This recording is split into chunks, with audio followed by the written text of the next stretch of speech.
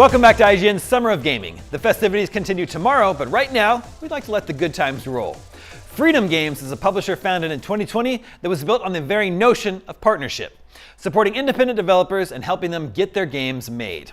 In partnership with Freedom Games, IGN is proud to present a showcase of all the upcoming games they've got in the works. Enjoy.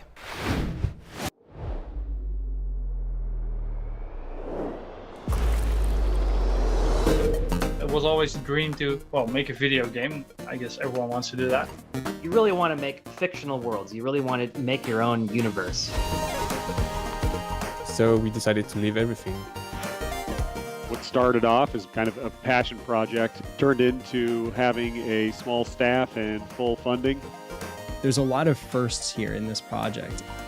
We knew it was kind of way more than we could handle, but if we just work hard and put our minds to it and make the game we want to make, we think we can be super successful.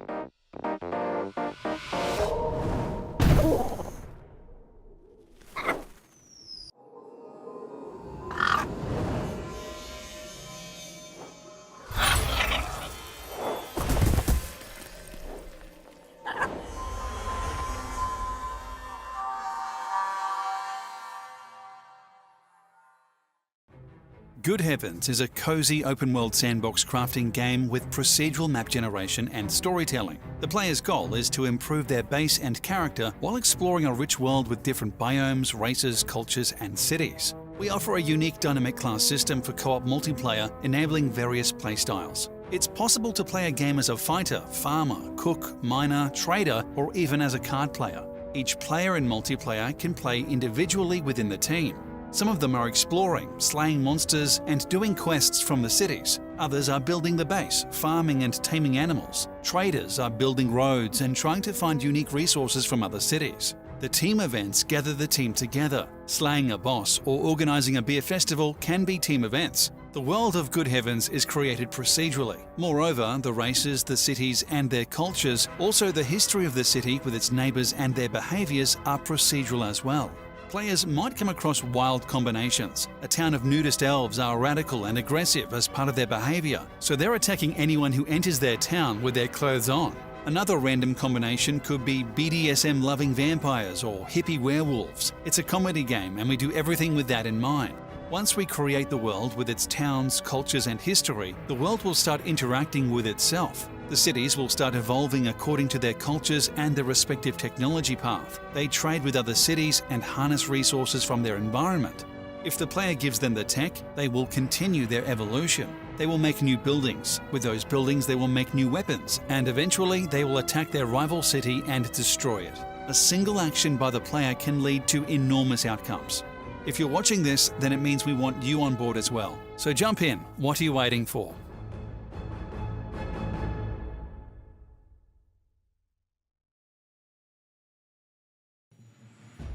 I would say that it's an endless comedy engine that you can play forever. You can play Good Heavens in a casual way or in a hardcore way. It's up to you. The game has a massive scale map. We have different biomes and we have different resources and animals and monsters on each of these biomes. And we have also this NPC and cities layer on top of this. So you can build your own base. You trade between those cities and you try to find the balance in this world in the end. And every time you restart the game, there is a new challenge waiting for you. Some of them start as a more developed city and they go into a small town and then they become a larger town and then they become a city and then at the end they became metropoles. But in order to arrive into that latest stage, they need to find all the resources that specific culture is requiring to evolve.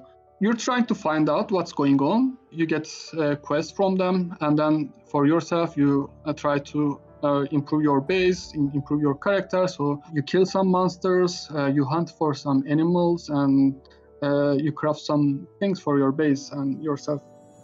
And every time you restart the game, you find that these races and cultures are different from the previous game. And there's some kind of a new story in between them.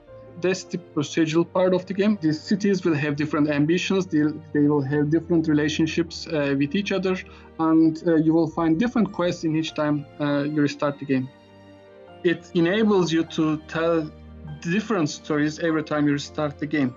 I mean, we don't want a linear game that's the same every time you play. I mean, the magic of procedural generation is to give you a different challenge every time. So you're building your character, and you might try to build a farmer character, for example, or a warrior character, or a trader character. Starting with the biomes, each of these biomes can hold different races, and each of these races can have different cultures. Depending on those cultures, they have different buildings and classes in those cities. So those guys you can trade with, take quests from, and just go into some dialogues with them and try to find out about the rest of the world. So depending on how you start the game, single player or 3 player or 7 player, the difficulty of the game will change. Our procedural generation works quite well. I was afraid that it wouldn't be this easy to handle a huge map like this. It would create some problems. The second thing is the combat system we are developing right now is somehow better than many of these current multiplayer crafting games, I would say. It's been around a year since we started working on the early concepts and research about procedural generation.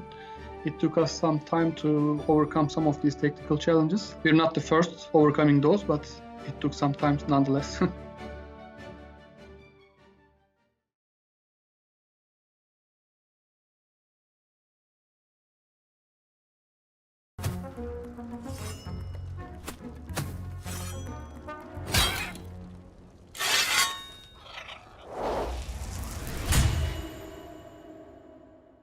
Legends tell of a golden time in years past of great clashes, heroes, and triumphs.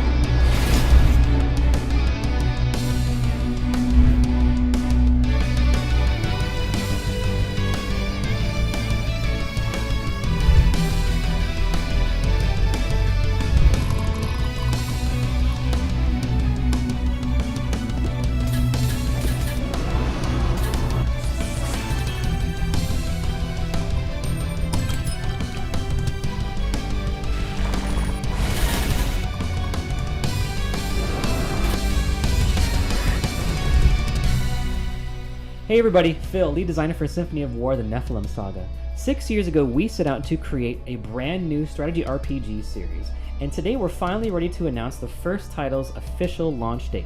And that launch date is right now, today. Please go check it out at the Steam store. RPG fans, we think you're going to love this one.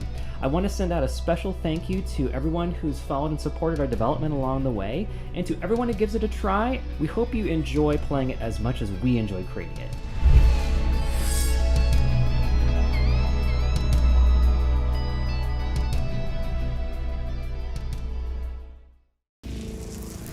My name is Phil, and I am the co-founder of Dancing Dragon Games. Symphony of War, the Nephilim Saga, is the first in a strategy game series that we are developing.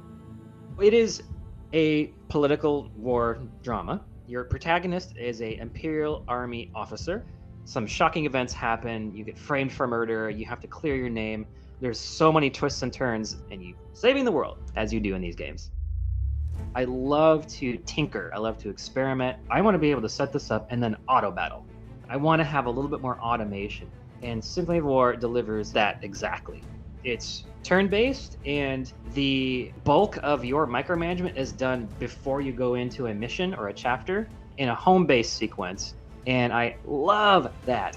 In the home-based phase, you will be able to buy stuff, and that's, hire conscripts or mercenaries.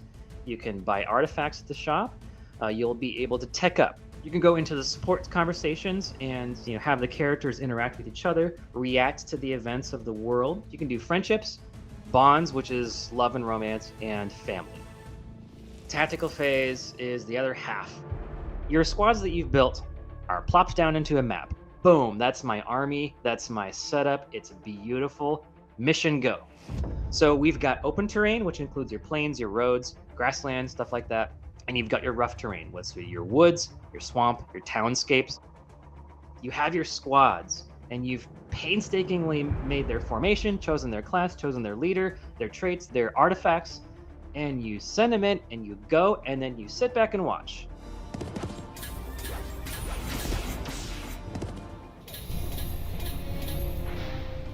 The enemy is pretty clever in this game, I gotta say. Hats off to my programmer for that. So, I love the classes. There's heavy infantry, heavy cavalry, light infantry, archery, firearms, magicians, support, and dragons. You start at tier 1, and then the ultimate is your tier 4. You start as a piddly little guy with leather armor, and then you upgrade to a guy that's a little bit cooler. Now he has full plate armor, and then you upgrade again to a guy that's really decked out in awesome, like, gilded armor. Out of 50 classes, I think we've done a really good job of getting a really big wealth of pixel art that we can use, and it's beautiful and very well animated. Yeah, class system looks freaking good. There's things that will shock you, and there are things that will surprise you, and things that will delight you, and things that will crush you. It's just very visceral. The world setting and the characters and the history, it's all years and years in the making. I want this game to really convey that it is an expression of myself. I know how magical that feels to kind of be whisked away into a fantasy world. Trust me, it's awesome.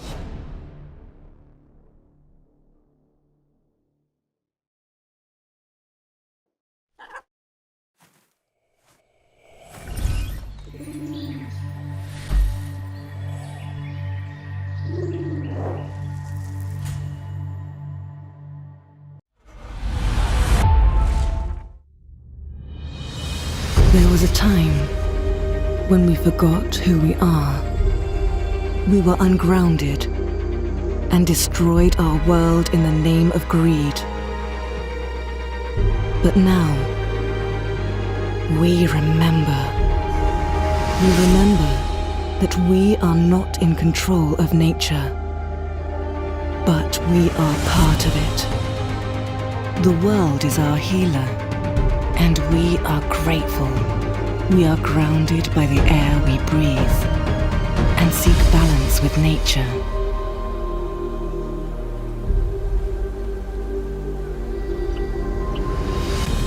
We are not separate from the universe. We are an awareness of ourselves. Every grain of sand, every forgotten star in the night sky, and every ray of life-giving energy is part of us. You are here to survive, and you are here to find this wisdom. There is a stillness waiting for you. Go and find it.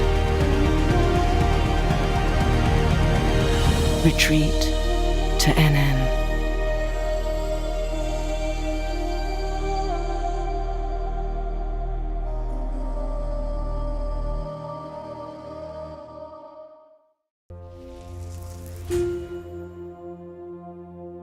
My name is Justin Hosford. I'm the founder of Head West Studio, and we're making a game called Retreat to Enin. Retreat to Enin is first and foremost a survival game with a more relaxing angle to it and a little bit of mindfulness mixed in. I was trying to make a Zen kind of experience, and I'd never seen that in a video game before as a core mechanic. Your abilities in the game are attached to your spirit level. If your spirit level drains, your health starts to drain, and you lose the ability to do things like light a fire, craft items, sprint, hold your breath underwater for very long. So you need to keep your spirit level up in order to be more effective at survival. And the way that you keep your spirit level raised is through meditation. Meditation's had a profound effect in my life. It seems like something that maybe the world could use even more of now, and if this little game can help even one person achieve that, I think that it's reached its goal. Gently close your eyes and take in a nice, deep breath. For years, I was a film and television composer. Because of that, I was able to focus a lot of energy on the score to this game, and I didn't want to just do the obvious chill Zen music. You know, I wanted to make something emotional, even sad at times. I tried to make it, I guess, as connecting and beautiful as I possibly could. To connect people to nature, what we've done is made a very lush, full, rich environment.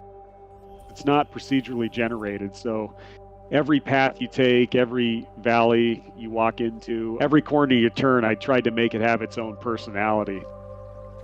On the main island of Enin, the tropical island, there's going to be creeks, ponds, it's surrounded by a huge ocean. And when you go into the redwoods, that's a much larger area. If the player is going to get lost, that's where that's going to happen. The majesty of seeing an elk or a wolf roaming around the Arctic level just looks really cool. All in all, I think that they're very immersive environments. I kind of want this to be a game where people get lost sometimes. There isn't a map or a compass. All you have is a home icon on the last place that you slept. The player's going to kind of have to watch where they're going and just keep an eye on where things are. You got to get out there. You have to explore. There's a variety of animals to hunt on all three biomes, like deer and elk. There are wolves in the game, and we have gillnet fishing. Basically, everything is gathered. You don't cut down trees in this game. You can collect the wood off the ground, the scrap wood and driftwood, and turn that into a beautiful wooden structure with the technology. There is no wasted item in the collection system. Everything has a purpose. It's a hope and a dream that maybe someday the technology that we're developing can actually help us live closer to nature and not continue removing us further from it. So it goes from kind of elementary, basic survival all the way up to building this huge dream retreat. Even when the player gets done with the story of the game, they have the option, if they want to at any time, to return to this huge base that they've built and continue meditating and just have this place they can go to relax anytime they want. Begin meditation. I want this to be a game where people just escape to their second home away from home and just be in this peaceful environment that they use their creativity to build. And they're a part of the environment and not destroying it.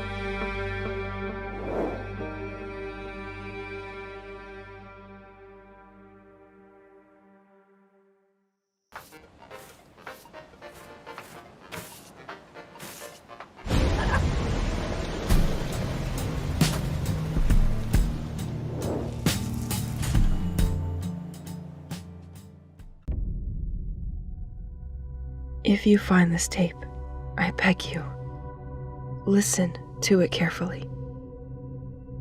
My name is Elise. I recently settled in the village of St. Exel, a quiet and isolated place near the sea.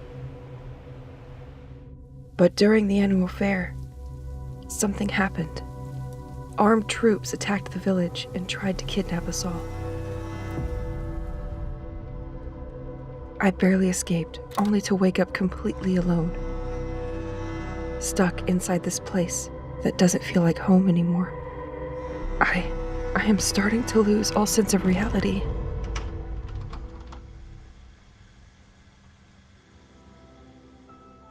While I was investigating the village,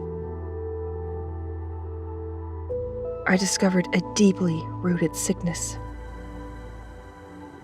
When I started to sink into its abyss, St. Exel Church, I was finally able to see more clearly.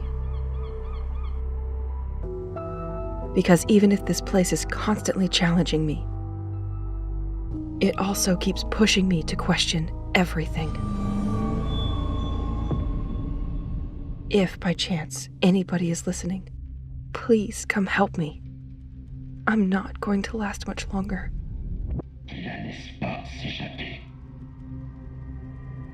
It's now or never.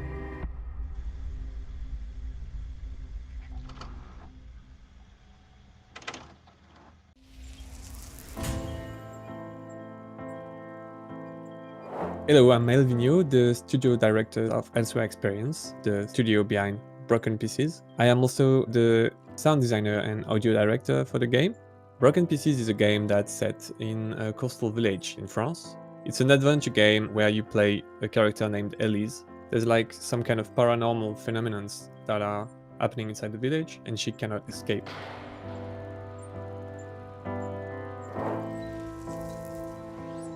Our goal for the game was to really catch the attention of the player, and to do so we had to do something inside a world that's feeling very real, something that's tangible. You try and make the player believe in something, and then you switch their perspective. If everything is very realistic, then when you have things that are paranormal, they meet in the crosspoint with the realism. The player would question at first and then integrate inside its perspective of the world. What we really wanted the player to feel is the anxiety and loneliness that the main character Elise is feeling. Loneliness, it's a difficult sensation to communicate.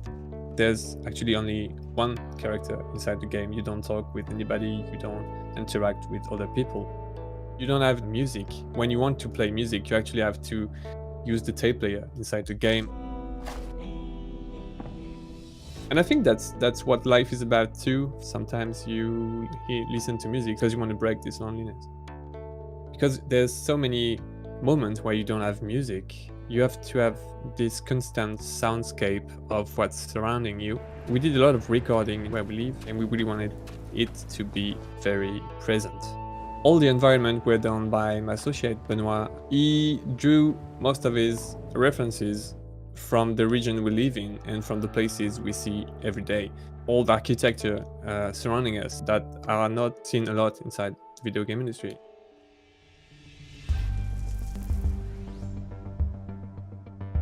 We are very huge fan of puzzle games, of course, and puzzles are very interesting because they give you the opportunity to insert story inside it. They give you the opportunity to talk about things that interest you, and they give you the opportunity to use the world fully and the exploration and the space you are in. The game is pretty unique, you know, the features there's inside it, the way we made things, it's very ours. We didn't compromise on that. Thanks a lot for checking out Broken Pieces with us, et on espère que vous serez au rendez-vous. Merci.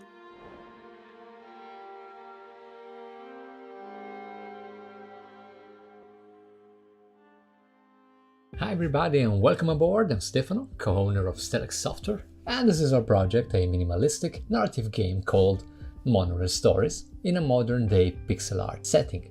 So what's the game about? Well, the game will star two different protagonists, Sylvie and Amal, who live in different cities and travel each day on the same monorail. But they never meet because they travel at different times and opposite directions. Along the way they will meet different people and make different choices, but they don't know they are sharing a common story. Because what one character does on his route has consequences on the route of the other character. So every choice the player makes will have repercussions, every choice will bring the player to a different story and to a completely different ending.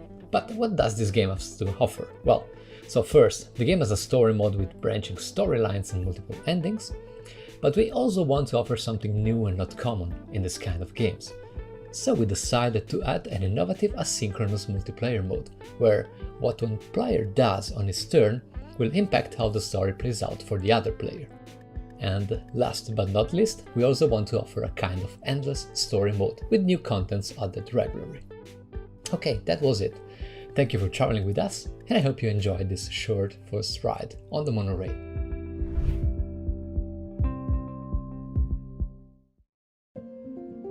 I'm Stefano, welcome aboard.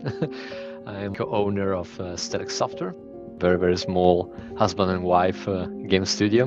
My wife, she's an artistic director for the game, and this is our project, a minimalistic narrative video game called Monorail Stories in a modern day pixel art setting.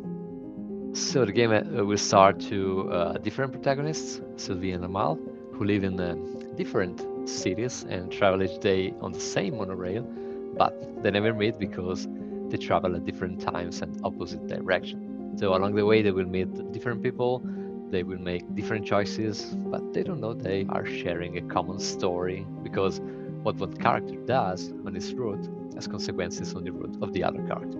So basically every choice the player makes will have repercussions, and every choice will bring the player to a different story, to a completely different ending. We have around 10 different endings in the game. The funny thing is that each ending is so different one from the other. We're really surprised at the players. It was a huge challenge for us because we tried different ways to manage all these different paths that the player has. And what we find out really to focus everything on the relationships with the other commuters on the train. Monorail Stories is really about ordinary people in extraordinary everyday stories about commuting, human relations, and destiny waiting to be discovered. In a world where everybody's screaming so loud, we love to whisper. So we really want to give this kind of experience to players. The game not only can be played, of course, in single player, but we added this innovative asynchronous multiplayer mode for 2 players.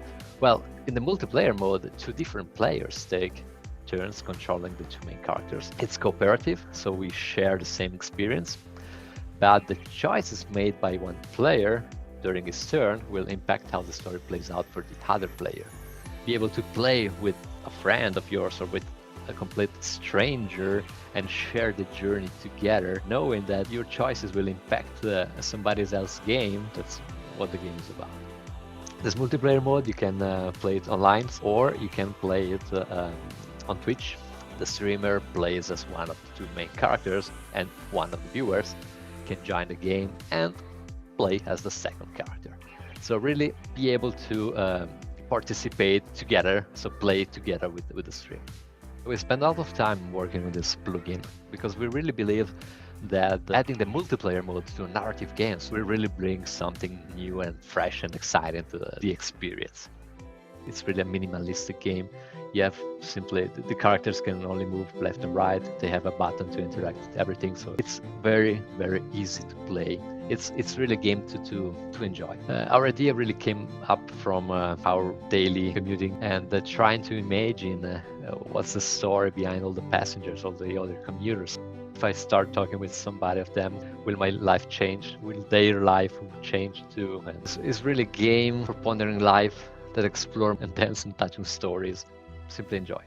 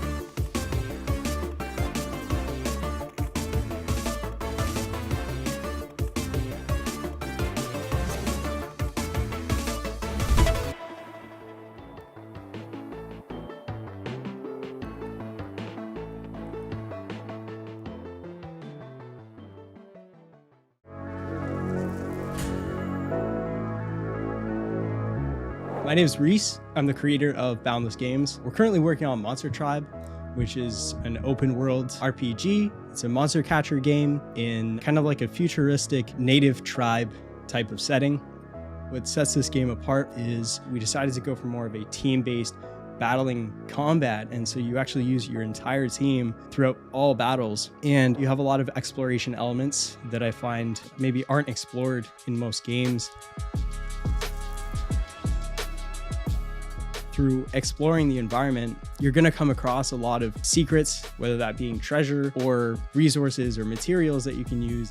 There's 4 types of gathering you can do. There's harvesting, fishing, wood cutting, and mining. This system helps to give a sense of collection and accomplishment, and almost adding a grinding element to our game. This is our downtime, our off time, to offset the balance between battle after battle. What makes this game open world and non-linear is you can tackle any of the areas in the game at any point that you want to, and you can take them on in any order you'd like.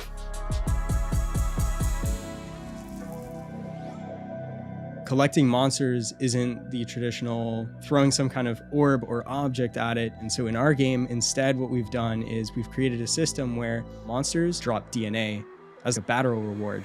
You can then take it to the DNA stations, and you can use these to actually revive and resurrect these creatures to then, have them on your team. Monster mutations is a mechanic in the game where you can mutate them using resources and items. And so originally it started off as just a way for us to get more variety in monster encounters. That opened up to about 300 different combinations of creatures. And so we just kind of thought, like, why not throw that into the player's hands? It changes their element, their class, and also their design. Once we actually get into the battle encounters, it is a team-based battling system. So you'll have 4 slots for your monsters. And so you can have a 4 versus 4 battle. And this takes place on a 3x2 style grid. You can have moves that hit all squares on the battlefield, or just the front line, or the 2 middle squares, dodging moves and kind of predicting what your opponent has in their arsenal to strategize through more than just using the right moves on the right guys. You also have to worry about your position, the enemy's position in this group-based, turn-based combat. We've been working on this game for over 2 years now. I'm just proud of the entire process of making it and becoming a better developer because of this game.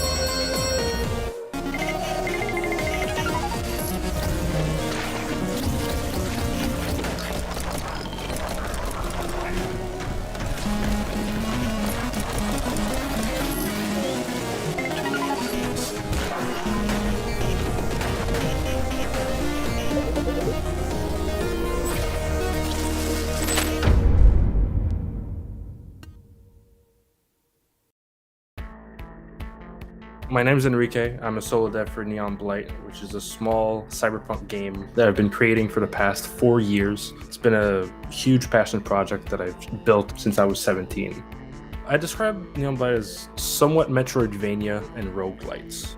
I use the term Metroidvania loosely because it's not a platformer, but it has those kind of elements of an open world map where you explore different areas. That is definitely a bullet hell, especially with the bosses and some of their attacks. You go into a room and then you shoot everything you see without worrying about anything. So it's an open world game where you kill bosses and you go back to your shop and sell guns, items, and anything that you collect in what I call the outer border, which is the big open world combat area. If you survive, you can go back to town and sell your weapons. So the story, basically she's an ex-cop and she becomes a gun shop owner as her retirement, and she's dragged into this bigger than herself story of trying to collect the ultimate weapon before, something bad happens. It's a story that teases a lot of stuff. It makes the player question what kind of world they're in. I think it will lay the grounds for further expansions of the world. There's the main hub called Eden, which is a small town that your player lives in and has per gun shop in. The Neon Stop, which is where you buy all of your items to put in your shop, couches, display units, anything like that. It's a town where you can interact with NPCs and stuff like that. And then there's the Outer Border, which is the combat area. It has 7 different biomes in it. An abandoned forest, the Lone North I call, which is like a snowy biome, a bunker. You explore different shops, talk to some people. I'd say the combat feels pretty solid. It's fast-paced, it can get hectic. There's a few different mobs. There's one called the Demon Gangers, which is basically your generic pistol, shotgun, auto, rifle kind of group. And then there's the Blight mobs, which is, there's a runner that just runs after you. There's one that kind of has a spore, I would say, kind of ability, where it's just his head bursts. And then there's bullets that fly everywhere. There's robots also. Quite a bit of variety. I'd say Neon Blight wouldn't be the same without the music. Our composer is incredible, and every time they push something out, I'm like blown away every time. On a personal level, it's very much a labor of love, and for the genre of roguelites, the genre of Metroidvania together, and I think that people that like cyberpunk games will find some nice things in my game, especially in the art style and the world that I built, and that my composer has pushed forward with the audio and the music.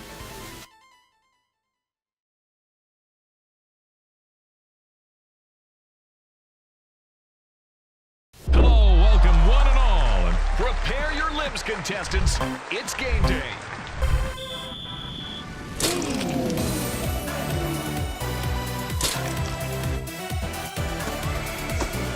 That's just nasty. Today we're watching a race to the finish. Whether that be the finish line or the grave, who knows? Some have spoken out on social media to say that this section has been designed simply far too hard, and it's cruel.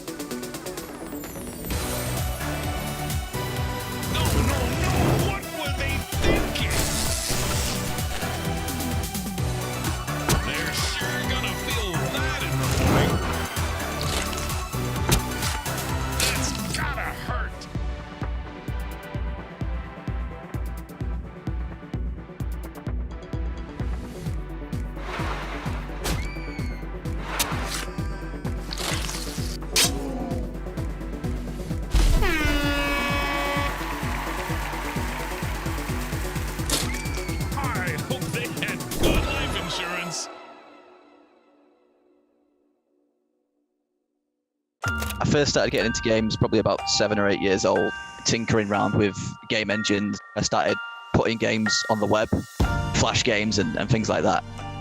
I always liked the idea of really silly deaths, characters getting blown to bits in like a cartoony way. It's usually an area of frustration, but when you can see your character's head just flying off and blood's going everywhere, it's like, you just got nothing but humour there. Sure gonna feel that in the morning. I come up with the idea of having like a Ninja Warrior / Total Wipeout death competition. I was actually working 2 jobs at the same time as developing the game. I'd have all these fantastic ideas while I was there. You know, I'd be on the checkout just thinking about Slaughter League, and then by the time I get home, I'd just like, we ended up deciding that it would be best if I worked full-time on the game. This game, it sounds corny, but it's changed my life in that way. Whereas no other game had before. It's just flipped my life to where I want it to be. So to finally be able to do this as a job is just insane. I love it.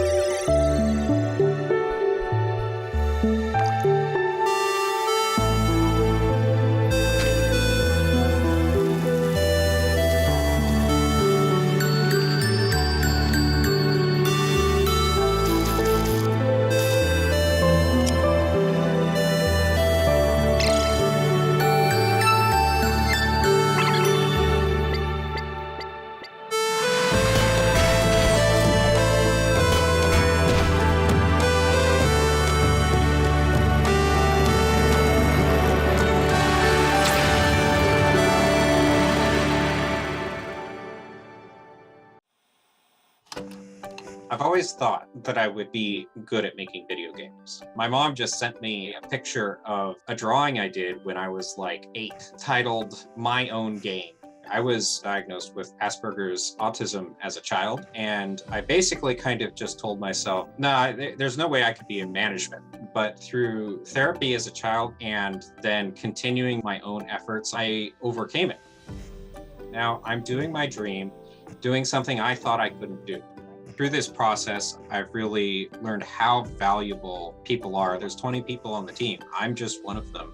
And I'm hoping to convey some of that through the game's narrative. You have to have growth and you have to have progress. So for us, with One Lonely Outpost, loneliness helps highlight the value of connection.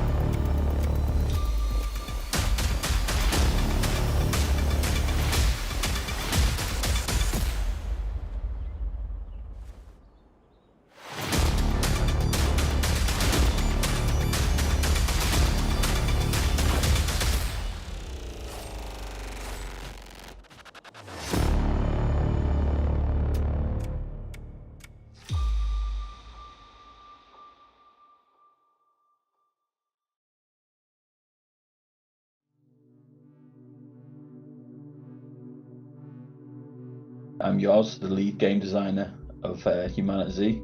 It's a open world zombie survival game that you can play on your own or even better with friends. We're only actually a team of 3. Well, we're nearly 2 years into development of like the actual game. Humanity's just sort of formed like naturally, nothing into what it is like right now, which is we're pretty proud of, to be honest. Let's think realism, and then can we make it fun?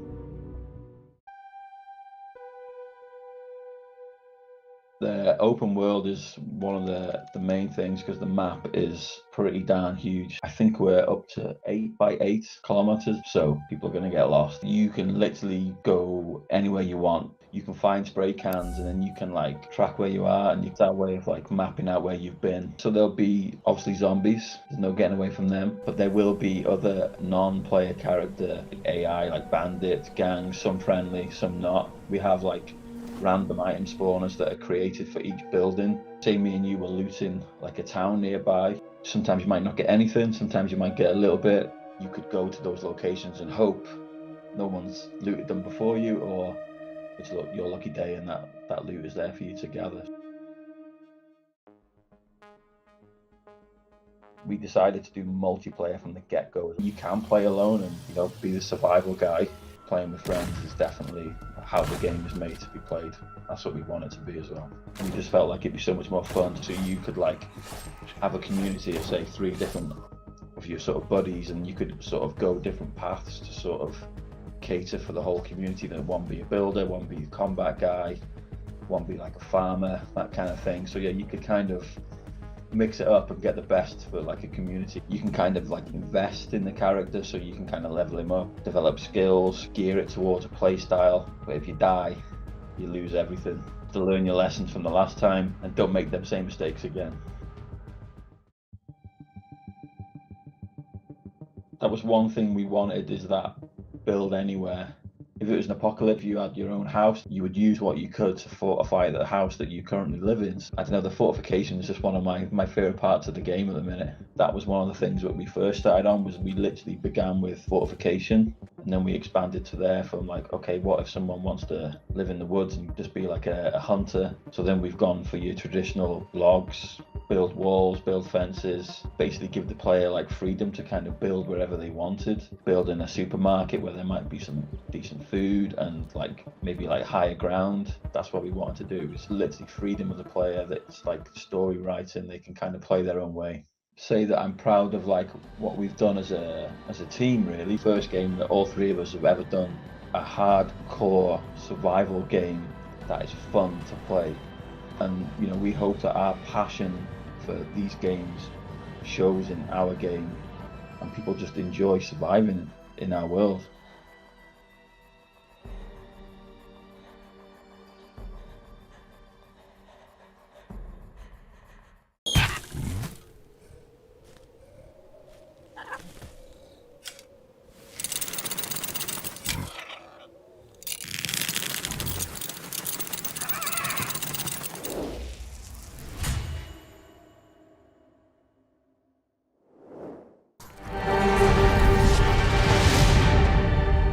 Talamel is in its twilight. The sands have buried its kingdoms. Corruption unburies its subjects.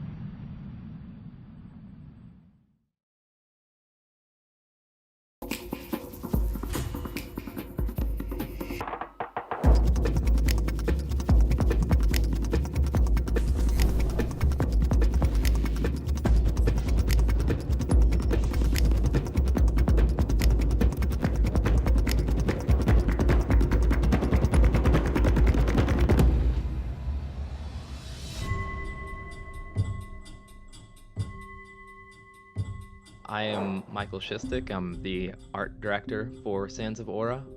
Sands of Aura is an action RPG in like a post-apocalypse fantasy setting. You're getting on your sand ship, you're cruising across this desolate wasteland of sand that was caused by this spell plague from ancient times, and the player is gonna unravel and figure out why that happened and maybe what they can do about it. But it definitely emphasizes on action RPG being the difficult, kind of brutal, learn to play it kind of way. You definitely will die a lot. I love a good boss encounter. I love overcoming a difficult situation. And it, for a lot of people, can be very frustrating. But the accomplished feeling that you get from overcoming these challenges, we think is the most rewarding thing you can have as a player. These bosses are like the climaxes of those areas, of those levels. So when you get there, we want them to be these cool, amazing, difficult, and almost cinematic encounters. Well done. The combat is not as instantaneous as a traditional action RPG. There's a bit of weight to the character's swings and actions, so you do have to be deliberate and what you decide to do in combat. Learning how to do that dance with them. You got the dodge timing and you got the swing in, you got another, like the whip attack, you paired it at the right timing. Like, it feels amazing when you're getting that dance down. The deaths will become less punishing and they'll come less often as you grow in experience as a player, and we really hope that the people have the willpower to get over that point. We talked about the grind and how difficult the game can be and how challenging these bosses are, and the boat is almost the opposite of that.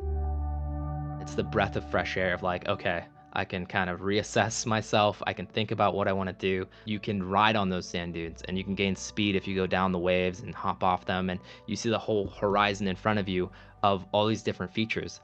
And we wanted the design to be that whatever feature you see out in the distance, there's something there to go and explore. The simplest terms I could qualify how our art style looks is grim dark light.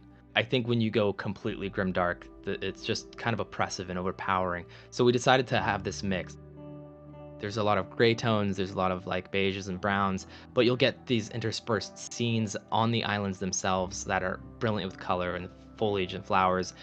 And all the different things that you can see in the game, like everything has a meaning, a reason, a story, a purpose. Every dead end has a reward. If it's loot or armor or reward, whatever it is, or an NPC or a character, like there should always be something in every nook and cranny. And that's made the level design way more interesting and worth exploring. We want you to play with the different builds. I've always loved in MMOs and different action RPGs when you get to build the character you want to play. That actually mixes up the gameplay, that actually makes you think about what you're doing in combat. We want you to have that customization, so we needed to make sure that the armor and weapons and everything that you find to create and craft and customize your character is as unique and interesting as possible. The more inputs you have, the more infinite in range of combinations you can make.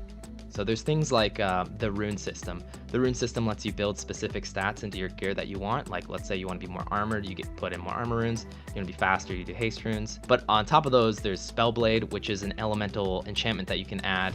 Then you have like fire, ice, and lightning that can vary the combat in different ways. And then on top of that, there's also armor sets that have very unique set effects that make the gameplay very different in how you approach combat.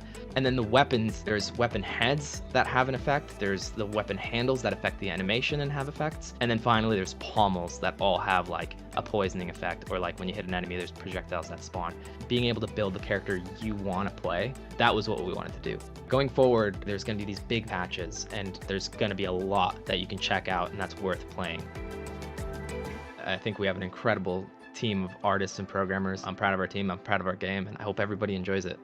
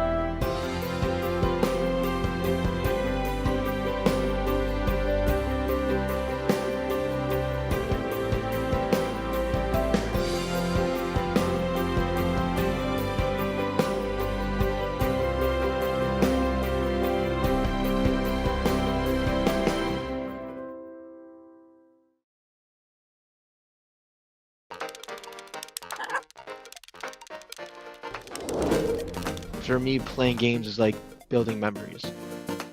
We're pouring our passion into this game, and it motivates me. Making the game, it just feels like this surreal experience. I come from a background that has nothing to do with video game development, and now it's my entire life and my new career.